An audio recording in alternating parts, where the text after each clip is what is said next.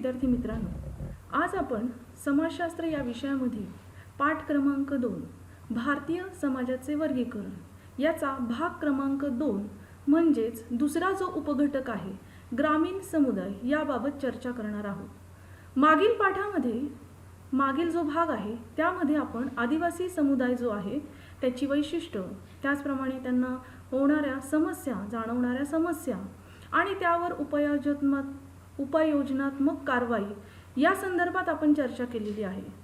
यावेळेस देखील आपल्याला ग्रामीण जो समुदाय आहे हा भारतीय विभागाचा एक भाग आहे आणि त्या विभागाबद्दल आपल्याला चर्चा करायची आहे। ग्रामीण समुदाय जर म्हटलं तर यामध्ये खेड्यामध्ये राहणारे लोकसमुदाय आहेत। यांचं जर नैसर्गिक संसाधन जे आहे यावर हे लोक अवलंबून असतात। विशेष म्हणजे यांची जर आर्थिक व्यवस्था बघितली तर ती शेतीस पूरक व्यवसाय, पशुपालन यावर आधारित असते। भारत हा खेड्यांनी बनलेला देश आहे आणि भारतामध्ये सर्वात जास्त जी जनता आहे ती ग्रामीण भागामध्ये राहते। या ग्रामीण भागाचा देखील दीर्घ असा इतिहास आहे आणि त्यामध्ये जर पाहिलं आपल्याला तर ग्रामीण हा जो भाग आहे हा या भागामध्ये जवळजवळ 2011च्या जनगणनेनुसार 68.84% जे लोक आहेत ते आजही आपल्याला ग्रामीण भागामध्ये राहावयास किंवा पाहावयास मिळतात आणि त्यामुळे ग्रामीण भागाचा दीर्घ असा इतिहास आहे। शहरी जीवन पद्धती जगण्यापूर्वी पूर्वीचे जे लोक होते ते ग्रामीण भागामध्ये राहत होते। मग त्यांची जी परंपरा आहे, रूढी आहेत, त्यांची जी आर्थिक व्यवस्था आहे, सामाजिक जीवन आहे आणि याबाबत आपल्याला या पाठामध्ये किंवा या विभागामध्ये चर्चा करायची आहे। यांची आपण जर व्याख्या बघितली तर ते आहे A.W. ग्रीन यांची की खेडे समुदाय अथवा ग्रामीण जो समुदाय आहे तो मर्यादित भूप्रदेशात निवास करणारी एक वसाहत म्हणूया किंवा लोकसमूह म्हणूया आणि यांची जीवन पद्धती ही समान असते। म्हणजेच यांची जीवन पद्धती ही समान असल्यामुळं त्यांच्या ज्या रूढी परंपरा आहेत किंवा ज्या काही त्यांची त्यानुसार वैशिष्ट्य तयार झालेली आहेत ते आपल्याला या पाठामध्ये अभ्यासायची आहेत। तर पुढचा जो भाग आहे तो आहे ग्रामीण समुदायाची वैशिष्ट्ये। बघा, सगळ्यात पहिलं जे वैशिष्ट्य आहे ते आहे ग्राम समुदाय। आता हा जो ग्राम समुदाय आहे म्हणजे ग्रामीण भागामध्ये राहणारे लोक आणि हे जे लोक आहेत हे लोक त्यांच्या ज्या संपूर्ण आर्थिक सामाजिक ज्या गरजा आहेत त्या पुरवण्यासाठी किंवा त्या पूर्ण होण्यासाठी हे ग्रामीण भागाचे लोक एकत्रित राहतात। सगळ्यात महत्त्वाचं म्हणजे त्यामुळं त्यांची एकता किंवा एक आपलेपणाची जी भावना आहे या समुदायामध्ये आपल्याला पाहायला मिळते। दुसरं जे वैशिष्ट्य आहे ते आहे हा जो भूप्रदेश आहे किंवा ग्रामीण जो भाग आहे हा आकाराने लहान आहे। म्हणजे याचं जे आकारमान आहे ते लहान आहे। आकारमान लहान म्हणजे काय तर क्षेत्रफळाच्या दृष्टिकोनातून जेव्हा आपण पाहतो तर याचा आकारमान आपल्याला लहान असलेलं आढळतं। त्याच पद्धतीने यांची जी लोकसंख्येची जी घनता आहे ती खूप कमी प्रमाणात आहे। भारतीय या शासनाच्या धोरणानुसार 5000 लोक जेव्हा एकत्रितरित्या राहतात त्यांना आपण ग्रामीण विभाग असं म्हटलेलं आहे। म्हणून आकाराने हा लहान असलेला भूप्रदेश आहे। तिसरं वैशिष्ट्य आहे कृषी क्षेत्राचे वर्चस्व आपल्याला इथे पाहावयास मिळतं। आता कृषी प्रधान देश आपला आहे आणि ग्रामीण भागाचं जर वैशिष्ट्य बघितलं तर कृषी प्रधान समाज आहे। म्हणून कृषी प्रधान शेतीसाठी ग्रामीण भागामध्ये अत्यंत महत्त्व आहे। तो काही व्यवसाय नाही तर ती त्यांची जीवन पद्धती आहे असं मानलं जातं आणि कृषीवर आधारित पशुपालन असेल किंवा मग कृषीवर आधारित पूरक इतर उद्योगधंदे देखील या भागामध्ये केले जाते। परंतु कृषी क्षेत्राचं जे वर्चस्व आहे ते आपल्याला जास्त पाहावयास मिळतं। कारण जर पाहिलं तर जवळजवळ राष्ट्रीय सरकारी उत्पन्नामध्ये 40% जर यांचं जे उत्पादन आहे ते कृषी क्षेत्रामधून आपल्याला भारतामध्ये पाहावयास मिळतं। म्हणून कृषी क्षेत्राचं जे वर्चस्व आहे ते ग्रामीण भागात जास्त प्रमाणात आहे आणि त्यांचा तो पूरक किंवा त्या पद्धतीने ते व्यवसाय देखील इतर करतात। मग याच्यामध्ये जर बघितलं तर विणकाम, लोहार, सुतार अशा प्रकारचे जे उद्योगधंदे जे आहेत, जे प्राथमिक उद्योगधंदे आपण म्हणूया, याही प्रमाणामध्ये ग्रामीण भागामध्ये उद्योगधंदे केले जातात। चौथं आहे वैशिष्ट्य, ते आहे अनौपचारिकता. अनौपचारिकता म्हणजे प्राथमिक संबंध, जे प्राथमिक स्तराचे जे संबंध आहेत ते ग्रामीण समुदायात किंवा ग्रामजीवनामध्ये आपल्याला पाहावयास मिळतात. आता हे जे प्राथमिक स्वरूपाचे जे संबंध आहेत यामध्ये कुटुंब रचना येते किंवा ज्याला आपण म्हणू औपचारिकता येत नाही. आता जिथे औपचारिकता असते तिथे कुठेतरी त्या साच्यामध्ये त्यांना राहावं लागतं आणि त्या पद्धतीनेच त्यांना वागावं लागतं. परंतु गावाकडे किंवा खेड्यांमध्ये किंवा ग्राम भागामध्ये जेव्हा आपण पाहतो तर अनौपचारिकता असल्यामुळे एकीची भावना त्यांची इतकी मोठ्या प्रमाणामध्ये झालेली आहे की गावामध्ये जर एखादी घटना, मग ती दुःखद असू द्या किंवा चांगल्या पद्धतीचं जरी एखादी घटना घडली तर यामध्ये संपूर्ण गावाचा सहभाग आहे असं आपल्याला अजूनही पाहावयास मिळतं. एखादी जर विवाह प्रसंग असेल तर संपूर्ण गावाला त्या विवाह प्रसंगासाठी आमंत्रण दिलं जातं आणि ज्या पद्धतीने शहरामध्ये फक्त ठराविक परिसर आपल्याला किंवा ठराविक लोक आपल्याला माहीत असतात, त्या पद्धतीने मात्र ग्रामीण भागामध्ये त्यांना संपूर्ण गावची माहिती असते, कारण लोकसंख्या कमी आहे आणि अशा पद्धतीने अनौपचारिकता ही ग्रामीण भागामध्ये पाहावयास मिळते. पुढचा आहे सामाजिक एकजिनसीपणा. हा जो भाग आहे ग्रामीण समुदायामध्ये वर्तन, त्यांचा पेहराव, त्यांची घरांची रचना, त्यांच्या खाणपानाच्या सवयी, सण उत्सव यामध्ये आपल्याला सारखेपणा पाहावयास मिळतो. जर आपण एखाद्या गावामध्ये भेट द्यायला गेलो तर आपल्याला त्यांची घरांची रचना, घरासमोर एखादी रांगोळी किंवा घरासमोर असणारी तुळस किंवा घरासमोर एखादे एकाच प्रकारचे झाडे लावणं, म्हणजे अशा पद्धतीने एकजिनसीपणा आपल्याला ग्रामीण समुदायामध्ये पाहायला मिळतो. आणि यामुळंच मग ग्रामीण समुदायामध्ये पाहिलं तर कोणत्याही समस्येवर लढण्यासाठी हे लोक एका विचाराने पुढे सरसावतात. पुढचा जो आहे तो आहे कुटुंबाला महत्त्व. कुटुंब ही जी संस्था आहे ही भारतीय समाजव्यवस्थेतच त्याला खूप महत्त्वाचं स्थान आहे आणि त्यामध्ये जर पाहिलं तर कुटुंब हा ग्रामीण समाजव्यवस्थेचा एक केंद्रबिंदू म्हणूया किंवा तो कणा म्हणूया. या कुटुंबामध्ये जे संयुक्त कुटुंब आहेत किंवा ज्याला आपण म्हणूया की केंद्र कुटुंबापेक्षाही संयुक्त कुटुंबाला अत्यंत ग्रामीण भागामध्ये महत्त्व आहे.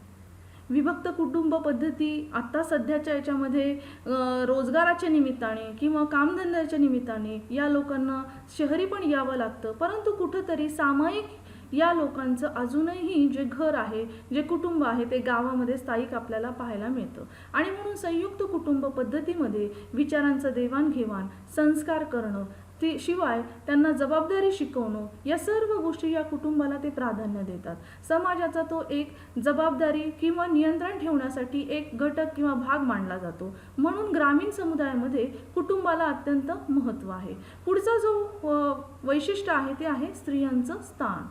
आता आपण जर पाहिलं पहिल्या धड्यापासून दुसऱ्या धड्यामध्ये पण की स्त्रियांचं हे जे स्थान आहे हे ग्रामीण समुदायामध्ये इतर याच्या तुलनेमध्ये दुय्यम स्वरूपाचं असल्याचं आपल्याला पाहायला मिळतं, कारण तिथे जी आहे ती पुरुष प्रधान संस्कृती आहे आणि या पुरुष प्रधान संस्कृतीमध्ये मग हे जे स्त्रियांचं स्थान आहे यामध्ये कुठंतरी स्त्रियांना त्या पद्धतीची जी वागणूक मिळायला पाहिजे त्या पद्धतीची वागणूक ग्रामीण समुदायामध्ये मिळत नाही. त्यांनी पतिव्रता असावं किंवा पतिव्रता असून आपल्या कुटुंबाची जबाबदारी सांभाळावी हे आपल्या ग्रामीण समुदायामध्ये विशेष स्त्रियांच्या स्थानामध्ये नमूद केलेलं आहे. आणि ही एक त्यांची जबाबदारी, त्यांची नैतिक जबाबदारी म्हणूया, कर्तव्य आणि कर्तव्यनिष्ठा अशा प्रकारचं हे त्यांचं स्थान आहे. म्हणजेच त्या स्त्रियांना आपल्या कुटुंबाची संपूर्ण जबाबदारी सांभाळणं आणि त्या पद्धतीने आपल्या ग्रामीण भागामध्ये जसं साजेल त्या पद्धतीने आपली वेशभूषा, राहणीमान अशा पद्धतीने त्यांना राहावं लागतं. पुढचा जो मुद्दा आहे तो आहे धर्मश्रद्धा. आता या ज्या धर्मश्रद्धा आहे ग्रामीण भागामध्ये तीव्र स्वरूपाच्या आपल्याला पाहायला मिळतात, कारण ग्रामीण भागामध्ये धर्म, रीतिरिवाज, रूढी परंपरा यांना महत्त्व आहे आणि त्यानुसारच ग्रामीण भागामध्ये त्यांची मंदिरं किंवा ज्या काही धार्मिक सण उत्सव विधी होतात त्यामध्ये सर्व गावच्या लोकांचा समावेश असतो. प्रत्येक गावासाठी पाहिलं तर एक त्यांची देवता आहे, विशिष्ट देवता आहे आणि त्याला ग्रामदेवता म्हणून देखील संबोधलेलं आहे. या ग्रामदेवतेला जर पाहिलं तर वर्षातून एकदा तरी जत्रा किंवा उत्सव याद्वारे संपूर्ण गाव जत्रेद्वारे किंवा उत्सवाद्वारे एकत्रित येऊन तिची उपासना करतात. अशा पद्धतीने ग्रामदेवता कशी खुश राहील, कदाचित तिचा कोप आपल्या गावावर येणार नाही यासाठी मग ते यज्ञ करणं, पशुयज्ञ करणं, धार्मिक रीतिरिवाज करणं आणि अशा त्यांच्या ह्या धार्मिक श्रद्धा आहेत. त्याचप्रमाणे त्यांच्या कुलदेवता देखील प्रत्येकाच्या त्या गावानुसार त्यांच्या कुळानुसार आहेत आणि त्यांचं देखील ते काय करतात, धार्मिक श्रद्धा प्रणालीमध्ये त्यांना अग्रस्थान ते देतात. पुढचं जे आहे ते आहे जाती व्यवस्थेचा पगडा. आता जाती व्यवस्था ही पूर्वापार चालत आलेली आहे. आपण जी हिंदू समाज व्यवस्था जी प्राचीन काळामध्ये बघितली आणि त्या प्राचीन काळामध्ये जी वर्ण व्यवस्था तयार झाली होती आणि त्या वर्ण व्यवस्थेवर आधारित मग ही जाती व्यवस्था तयार झाली आणि त्या जातीला त्यांचं काम त्यांनी विभागून दिलेलं आहे. सगळ्यात महत्त्वाचं म्हणजे कनिष्ठ ज्या जाती आहेत त्यांच्याकडून या वरिष्ठ जाती संपूर्ण काम करून घेतात. यामध्ये बलुतेदार पद्धत ही ग्रामीण भागामध्ये होती. आता याला 12 बलुतेदार आहेत. 12 जातीचे जे लोक आहेत ते यामध्ये प्रविष्ट आहेत. यामध्ये जर बघितलं तर उदाहरणार्थ महार, मांग किंवा चांभार, लोहार अशा प्रकारचे जे लोक आहेत त्यांच्याकडून त्यांच्या पद्धतीने जे काम आहे ते काम करून घेणं आणि त्या बदल्यात त्यांना शेतीचं धान्य पुरवणं किंवा अन्नधान्य पुरवणं ही वस्तू ज्याला म्हणू आपण वस्तूची देवाणघेवाण करणारी ही पद्धत होती. आणि अशा पद्धतीने जाती व्यवस्थेचा जो पगडा आहे तो ग्रामीण समुदायामध्ये आपल्याला पाहायला मिळतो. ही जी आता आपण जी अभ्यासली ती आहे ग्रामीण समुदायाची वैशिष्ट्य. पुढे आपल्याला बघायचं आहे की ग्रामीण समुदायामध्ये समस्या देखील आलेल्या आहेत. जतीन सर,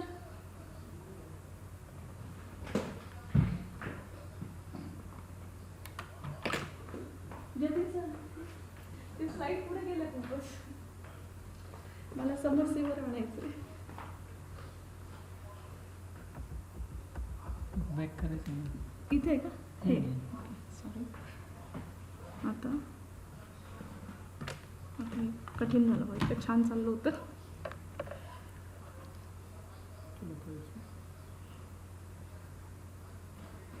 घेऊ का आता कंटिन्यू चालू नाही.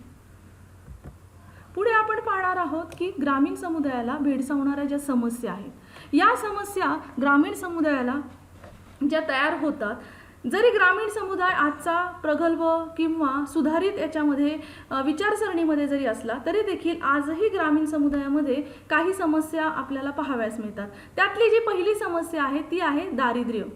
आता दारिद्र्य हे सामाजिक आणि आर्थिकदृष्ट्या ग्रामीण जो समुदाय आहे तो दारिद्र्य रेषेखाली आहे. सगळ्यात महत्त्वाचं म्हणजे त्यांची जी आर्थिक जी घडी आहे त्यामध्ये शेतीवर आधारित जे व्यवसाय आहेत किंवा मग शेतीस पूरक जे व्यवसाय, पशुपालन आणि शेती यामध्ये सुधारित तंत्र नसल्यामुळं किंवा ग्रामीण समुदायामध्ये तेवढ्या सुविधा नसल्यामुळे आजही दारिद्र्य रेषेखाली हे लोक जीवन जगत आहे. मग यामध्ये त्यांना दारिद्र्य ही जी समस्या आहे ती इतक्या मोठ्या प्रमाणात झालेली आहे की त्याद्वारे कर्जबाजारीपणा, बेरोजगारपणा या समस्या देखील पुढं आपल्याला पाहायला मिळतात.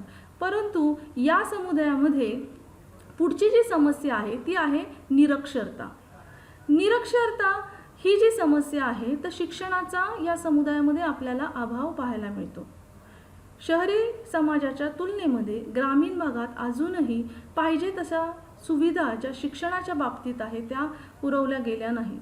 शिवाय दुसरं जर महत्त्वाचं गोष्ट म्हटलं तर शेतीसाठी जास्त मनुष्यबळाची आवश्यकता असते आणि म्हणून शेती करण्यासाठी हे जे काही लोक आहेत ते शाळेला प्राधान्य न देता, शिक्षणाला प्राधान्य न देता कामामध्ये स्वतःला व्यस्त करतात आणि म्हणून मुलांच्या शिक्षणाचा देखील प्रश्न इथं उपस्थित होतो. पालकांमध्ये जी उदासीनता शिक्षणाबाबत आहे त्यानुसार निरक्षरतेचं जे प्रमाण आहे ते ग्रामीण भागामध्ये जास्त प्रमाणात आहे. तिसरा जो पुढचा मुद्दा आहे तो आहे पारंपरिकता किंवा पुराणमतवाद आणि अंधश्रद्धा. आपला भारतीय समाज मूळचाच पुराणमतवादी आहे. आपल्या प्राचीन संस्कृतीपासून ज्या ज्या काही रूढी परंपरा किंवा ज्या ज्या काही गोष्टी संस्कृतीमध्ये आलेल्या आहेत त्यांचं आपण आचरण पुढच्या पिढीला हस्तांतरित करत असतो आणि त्यानुसार आपण आपलं जीवन जगत असतो. आणि म्हणून ग्रामीण समुदायामध्ये याचं काटेकोरपणे पालन केलं जातं. ग्रामीण समुदायात एखादी जर सुधारणा करायची असेल, एखाद्या गोष्टीचा जर आक्षेप घ्यायचा असेल तर ती सुधारणा सहजासहजी ग्रामीण समुदायामध्ये होऊ शकत नाही, कारण सर्व लोकांचा त्याला विरोध किंवा प्रतिकार ते लोक करतात. म्हणून ही जी काही अंधश्रद्धा असेल किंवा जे काही पुराणकालीन विचार असतील, रूढी परंपरा असतील, त्या जर आपल्याला दूर करायच्या असेल तर तिथं ती एक समस्या तयार होते. पुढची आहे जाती व्यवस्थेचा अभाव. जसं वर्णव्यवस्थेनुसार ज्या जाती व्यवस्था ग्रामीण समुदायामध्ये निर्माण झालेल्या होत्या आणि त्या इतक्या मजबूत झाल्या होत्या की त्यानुसारच त्यांनी त्यांचं काम करायचं, अशा प्रकारे जाती व्यवस्था जी वर्चस्व होतं ते ग्रामीण समुदायामध्ये जास्त प्रमाणात तयार झालेलं होतं. आणि यानुसारच मग आपण पाहतो की जमीनदार, वतनदार किंवा शोषित करणाऱ्यांचा जो वर्ग आहे तो देखील ग्रामीण भागामध्ये तयार झालेला आहे. म्हणजे काय तर एकंदर जी जाती व्यवस्था आहे त्या जाती व्यवस्थेमध्ये खूप मोठ्या प्रमाणामध्ये बदल झालेला आहे आणि याचा जो परिणाम आहे तो अजूनही समस्येच्या दृष्टिकोनातून ग्रामीण समुदायामध्ये आहे. पुढचं आहे स्त्रियांचं दुय्यम स्थान.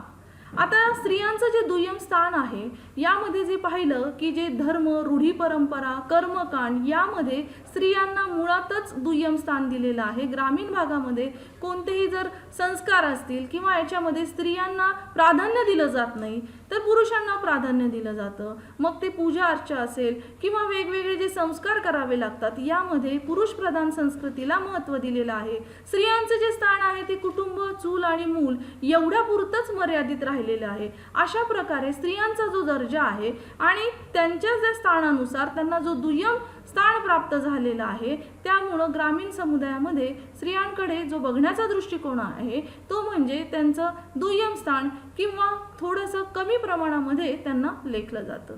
पुढे आहे शेतकऱ्यांच्या आत्महत्या. हा जो मुद्दा आहे ती गंभीर बाब आहे आणि शेतकऱ्यांच्या आत्महत्या ग्रामीण समुदायाच्या महत्त्वाच्या समस्येमधली एक समस्या आहे. अनेक जे शेतकरी आहेत तर त्यांची जी शेती आहे ती पावसावर अवलंबून आहे किंवा पावसावर अवलंबून असल्यामुळे या शेतीमध्ये अनेक असे काही बदल झालेले आहेत. तर ते जे बदल आहेत त्यानुसार शेतीचं जे उत्पादन मिळतं ते कमी अधिक प्रमाणामध्ये मिळतं आणि जर उत्पन्न बुडालं तर मग त्या शेतकऱ्यांना काहीच हाती लागत नाही. ते कर्जबाजारी होतात, बेरोजगार होतात आणि अशा अवस्थेत त्यांना आपल्या जमिनी, आपलं घर देखील गहाण ठेवावं लागतं. पावसाच्या अनियमिततेमुळे देखील अनेक शेतकरी आत्महत्या करत आहेत आणि ग्रामीण भागामध्ये त्यांचं प्रमाण जास्त प्रमाणामध्ये पाहायला मिळतं. आज आपण जर न्यूजपेपरमध्ये किंवा वर्तमानपत्रामध्ये ज्या बातम्या वाचतो तर आपल्याला एकतरी बातमी ही शेतकऱ्यांच्या आत्महत्येबद्दल आपल्याला निदर्शनास येत असते, कारण त्याची तीव्रता आज आपल्याला वाढलेली पाहावयास मिळत आहे. पुढची जी समस्या आहे ती आहे कौटुंबिक वाद. आणि कौटुंबिक वाद ही देखील समस्या जी आहे ती ग्रामीण भागामध्ये जास्त प्रमाणामध्ये पाहायला मिळते. याचं जर मुख्य कारणच बघितलं तर ते आहे जमिनीमधले वाद. कारण ज्या जमिनी आहेत त्या जमिनी त्यांच्या पूर्वजापार चालत आलेल्या जमिनी असतात आणि या जमिनीवरून कुटुंबामध्ये वाद होऊन अनेक संयुक्त कुटुंब जे आहेत ते उद्ध्वस्त झालेले आपल्याला पाहायला मिळतात. म्हणून जे कौटुंबिक वाद आहेत त्यामध्ये खूप मोठ्या प्रमाणामध्ये ग्रामीण भागामध्ये हानी झालेली आहे. जर एखाद्या 1 एकर जमिनीचं जर 4 भागांमध्ये विभाजन झालं आणि त्या 4 भागांमध्ये शेती घेणं किंवा इतर व्यवसाय करणं हे अधिक आर्थिक व्यवस्थेच्या दृष्टिकोनातून महाग किंवा जास्त प्रमाणामध्ये आर्थिक याच्यामध्ये जर पाहिलं आपण तर तो तोटा निर्माण होतो. म्हणून ग्रामीण समुदायामध्ये जे काही कौटुंबिक वाद आहेत त्याला मूळ कारण म्हणजे त्यांच्या जमिनी आहेत. पुढचा जो मुद्दा आपल्याला बघायचा आहे तो आहे ग्रामीण विकासाचे प्रयत्न. आतापर्यंत आपण ग्रामीण जे समुदायाचे वैशिष्ट्य पाहिले, त्याच पद्धतीने आपण त्यांच्या समस्या अभ्यासल्या. आता आपल्याला या ग्रामीण विकासाचे जे प्रयत्न भारत सरकारने केलेले आहेत आणि त्यामध्ये ग्रामीण सामाजिक जे बदल केलेले आहेत, आर्थिक बदल केलेले आहेत त्याबद्दल थोडक्यात माहिती जाणून घ्यायची आहे. जर 1950 नंतरचा जो भारत आपण पाहिला त्यामध्ये सगळ्यात महत्त्वाचं म्हणजे त्यांनी ग्रामीण भागाच्या विकासाकडे लक्ष दिलेलं आहे. हा जो विकास आहे तो राष्ट्रीय पातळीवर आर्थिक विकास कसा होईल याकडे त्यांनी लक्ष दिलेलं आहे. आणि भारतीय जे समाजशास्त्रज्ञ होते AR देसाई यांनी 4 गोष्टींचा त्यामध्ये समावेश केला होता. तर सगळ्यात जी पहिली गोष्ट आहे ती आहे कृषी आधारित जे सामाजिक जी बाजारपेठ आहे आणि त्या बाजाराची जी अर्थव्यवस्था होती ती अर्थव्यवस्था आता बाजारपेठेमध्ये कशा पद्धतीने बदलेल किंवा कशा पद्धतीने जलद गतीने तिचं रूपांतर होईल आणि मोठ्या बाजारपेठेमध्ये रूपांतर कशा प्रकारे होईल याकडे त्यांनी लक्ष दिलेलं आहे. दुसरा जो मुद्दा आहे तो आहे आधुनिक तंत्रज्ञान. आणि आधुनिक जे तंत्रज्ञान आहे ते शेतीसाठी किंवा ग्रामीण भागासाठी जर वापरलं तर जलद गतीने त्यांचं उत्पादन क्षमता कशी वाढली जाईल याकडे देखील त्यांनी लक्ष दिलेलं आहे. तिसरं आहे जमीनदार आणि मध्यस्थ यांचं निर्मूलन. जे काही फायदा होतो शेतीपासून तो जमीनदार किंवा जे इतर वरिष्ठ लोक आहेत केवळ त्यांनाच न होता सर्व जे शेतकरी आहेत जे शेतमजूर आहेत त्यांना कशा प्रकारे होईल यासाठी त्यांनी जमीनदारांचे देखील काय केलेलं आहे निर्मूलन केलेलं आहे. आणि सगळ्यात शेवटचा जो मुद्दा आहे तो आहे शहरी आणि राष्ट्रीय संघटना कशा प्रकारे कार्यरत ग्रामीण भागामध्ये होतील कशा प्रकारे वाढवल्या जातील ह्या तत्वानुसार त्यांनी मग पुढं 1952च्या समाजामध्ये ग्रामीण समुदाय विकास ही योजना राबवली. या योजनेअंतर्गत ग्रामीण लोकातील जे भाग आहेत त्यामध्ये ग्रामोद्योग शेती आरोग्य त्याच पद्धतीने बालविकास जे काही कल्याणकारी जे मंडळ आहेत या अशा अनेक क्षेत्रांमध्ये त्यांनी पुढे जाऊन त्यांचं जे काही वर्चस्व आहे किंवा त्या पद्धतीने कशा पद्धतीने सुधारणा करण्यात येतील याकडे पुढे लक्ष दिलेलं आहे. आणि म्हणून ही योजना त्यांनी राबवलेली आहे की ग्रामीण भागाचा जो जीवनमान आहे जो दर्जा होता तो कशा पद्धतीने सुधारण्यात येईल. आणि याच अनुषंगाने पुढे त्यांनी 1957 मध्ये पंचायत जी राज्य व्यवस्था आहे ही देखील निर्माण केलेली आहे. यामध्ये पंचायत राज्य समितीद्वारे त्यांनी 3 स्तरावर ग्रामपंचायत पंचायत समिती आणि त्याच पद्धतीने जिल्हा परिषद असा विभाग केलेले आहेत. आणि हे जे विभाग केलेले आहेत त्याचा मूळ उद्देशच ग्रामीण भागातील जी लोकशाही तत्व आहे त्या लोकशाही तत्वावर आधारित त्यांना समान न्याय किंवा मग ग्रामीण भागाची पुनर्बांधणी कशी होईल यासाठी त्यांनी विशेष प्रयत्न केलेला आहे.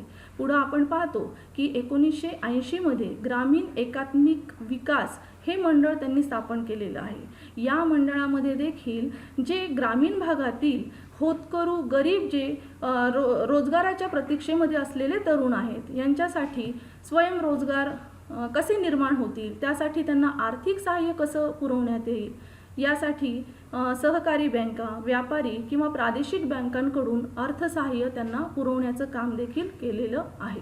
आणि त्यानंतर 6वा जो मुद्दा आहे की ग्रामीण विकासासाठी ज्या योजना राबवलेल्या आहेत यामध्ये सगळ्यात जी पहिली योजना होती ती आहे प्रधानमंत्री ग्राम सडक योजना. या योजनेअंतर्गत त्यांनी ग्रामीण भागामध्ये रस्ते ज्या पद्धतीने सडक योजना किंवा रस्ते कशा पद्धतीने तयार होतील आणि ते जे रस्ते आहेत ते प्रत्येक ऋतूमध्ये कशा पद्धतीने शाबूत राहतील याकडे जास्त लक्ष त्यांनी दिलेलं आहे. याचा परिणाम काय झालं की वाहतूक जी योजना आहे ती वाढलेली आहे. वाहतूकमुळे औद्योगिकरण झालेलं आहे आणि म्हणून प्रधानमंत्री ग्राम सडक योजना ही भारताने राबवलेली एक ग्रामीण भागासाठी योजना आहे. पुढचं आहे स्वर्ण जयंती ग्राम योजना. या स्वर्ण जयंती ग्राम योजना जी आहे ती जी ग्रामीण भागातील जे रोजगार निर्मितीसाठी तरुणांमध्ये काम करणारी ही योजना आहे. या योजनेअंतर्गत जर ग्रामीण भागातील तरुणांना स्वयंरोजगार करायचा असेल तर त्यासाठी भांडवल पुरवणं त्याच पद्धतीने जे काही पायाभूत सुविधा त्यांना हव्या आहेत त्या पुरवण्याचं काम या स्वर्ण जयंती ग्राम योजनेमध्ये केलेलं आहे. ही जी योजना आहे ती जी भारताचं आपलं 6वं पंचवार्षिक जी योजना आहे त्यामध्ये या योजनेचं त्यांनी नमूद केलेली ही योजना आपल्याला पाहायला मिळते. पुढची आहे संपूर्ण ग्रामीण रोजगार योजना. 2001 मध्ये ही योजना सुरू केलेली आहे.